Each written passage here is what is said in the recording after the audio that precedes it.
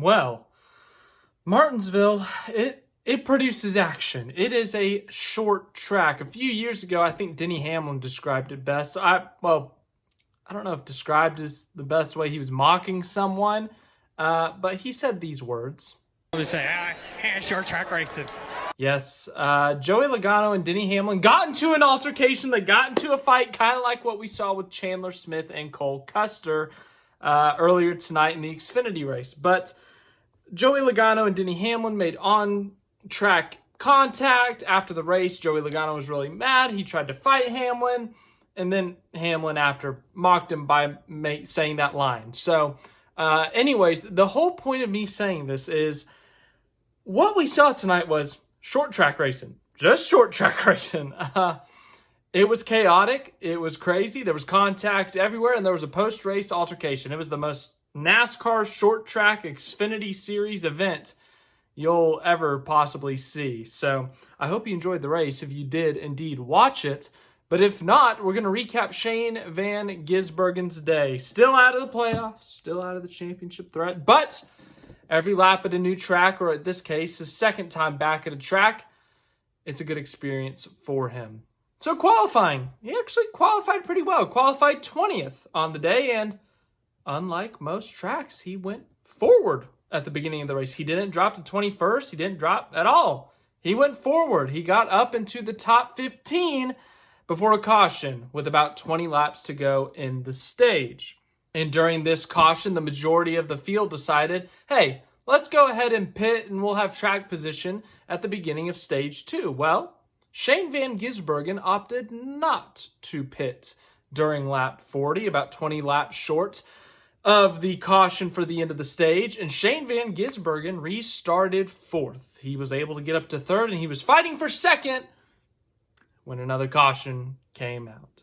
So we had Shane Van Gisbergen in the top 5. It was a strategy call, but he was still up there. He was fighting pole sitter Parker Retzlaff for 2nd, eventually got into 2nd, and was going to finish the stage in 2nd, but once again, a caution came out. And as a result of this caution, Shane Van Gisbergen, it ended up being a one-lap shootout for the stage. Shane Van Gisbergen opted to pit at the end of the stage. Realistically, they're not fighting for points. Theoretically, he could improve his points position, yes, but he's lost the Rookie of the Year battle. He's out of championship contention. All getting stage points would do there is, I don't know, maybe move you up to 10th in the points, 11th. I don't even know where he is right now. I think he's 12th. So is it really worth that much? I would much rather prefer track position at the beginning of stage 2. And it wasn't much of it. Shane Van Gisbergen ended up finishing the stage 32nd. He would restart stage 2 in 25th. And then the other guys who stayed out for the stage points, they started like 29th, 30th, 31st, something like that. Good news about Martinsville and these cars is that you can make passes. Now, you have to get physical to make passes. You can make a clean pass, but for the most part, when you're in the mid-pack, it's ferocious. It's intense. As I said, you got to get physical. I mean, just look at Shane Van Gisbergen's bumper throughout the day. You got to use your bumper. If you're using the front part of your bumper, if that's all beat up and messed up, that's a good thing, actually, because that means you've been moving people out of the way. If your back bumper's worn out, that's a bad thing. That means you were getting moved out of the way. I think in the spring I called it getting Martinsville. So yes, a lot of beating and banging, a lot of bumping. You got to bump people out of the way when they're too slow, and if you're too slow, you're going to get bumped out of the way. So Shane Van Gisbergen, this is his second time experiencing this. He knows a little bit more, but he actually had some speed. Martinsville's a half mile. I guess I forgot to re-explain the track. It's a half-mile track, which is equivalent to 0.85 kilometers. It's a flat track. It's only got 12 degrees of bankings in the turn, unlike Bristol, which is a high bank track. And that's what makes this track so unique. It's really just a one-groove racetrack. And so if someone's in the groove and you're faster, you have to move them. But it's called the paperclip for a reason, because it looks like a paperclip. Pretty straightforward.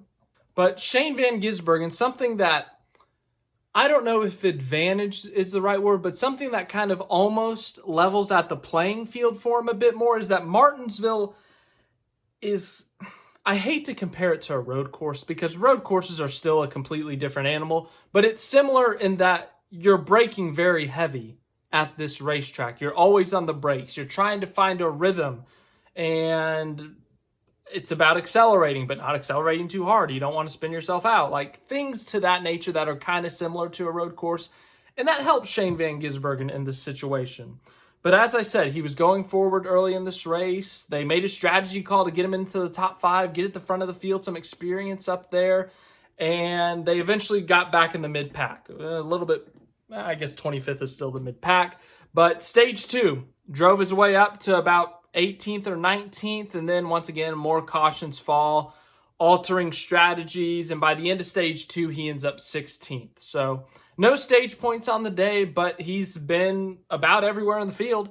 He's been as high as 2nd. He's been as low as 25th. I mean, a lot of shuffling around here. So the rest of the day actually consisted of him just slowly making his way up the field. In fact, he was in the top 10 for a good chunk of stage 3. If he wasn't 10th, he was 11th, 12th at the lowest. I mean, he was having a pretty good run. It was looking like it was going to be a top 10. And then short track racing happened. Late race cautions. They always say cautions breed cautions, and everyone's spinning, everyone's wrecking. But the problem is the people who are spinning and wrecking aren't doing enough damage, so they're still on the track, and they're still spinning, and they're still wrecking, and they're not DNFing. Shane Van Gisbergen was one of those people. Now, he was only in one incident, but he was running about, once again, he was running about 10th, 11th, and just a typical Martinsville stack up. People start stacking up in both lanes. Someone pushes someone up the track, and all of a sudden, someone's spinning, and Shane Van Gisbergen, I don't have the full replay, but he ends up spinning someone out. He himself gets damaged. He already had enough damage on the front end as it was, just the accordion effect.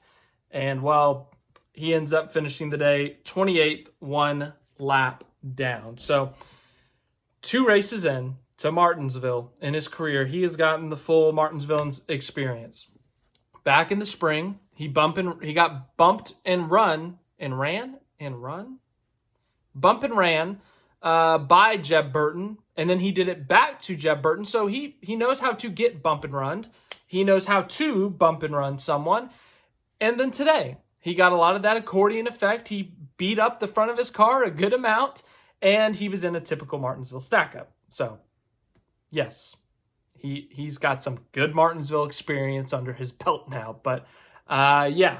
And in another note, as I mentioned earlier, Shane Van Gisbergen has been eliminated from the Rookie of the Year battle. It was him and Jesse Love. Jesse Love has been eliminated from the playoffs as well, but he has enough of a points gap on Shane Van Gisbergen that SVG cannot make up enough points at Phoenix. So Jesse Love will be the Rookie of the Year. And that's how the Rookie of the Year goes. It's based on whoever finishes highest in the points, regardless of the situation. So Shane Van Gisbergen going to finish 2nd in the Rookie of the Year standings. He currently sits, let's see here, 12th in the driver's standings, so I was correct on that. 31 points behind Sammy Smith, 35 points behind Parker Kligerman, 38 points behind Sam Mayer, and that is all he can get mathematically, and all 3 of those I would say are a long shot. So, yeah, it looks like 12th will probably be where he finishes, unless one of those guys have a problem. But he's going back to Phoenix where he got a top 10 in the spring. It's the championship race. All 3 champions will be decided next week at Phoenix. As for the rest of this week, Brazil, I think will happen. It's supposed to be more rain. Qualifying got postponed to tomorrow morning. It's going to be an earlier race, and there's more rain. We really don't know what's going to happen. And then as for Martinsville, the Cup race looks fine. It's going to be a race. The Xfinity puts on a better product at Martinsville these days, so I cannot guarantee a good race. I can hope. But thank you for watching this video. I hope you enjoyed it. Assuming the Brazilian Grand Prix happens, we'll be here tomorrow. Martinsville is going to happen, so we'll talk about that tomorrow. I'm looking forward to it. And then, of course, our normal Monday after live stream.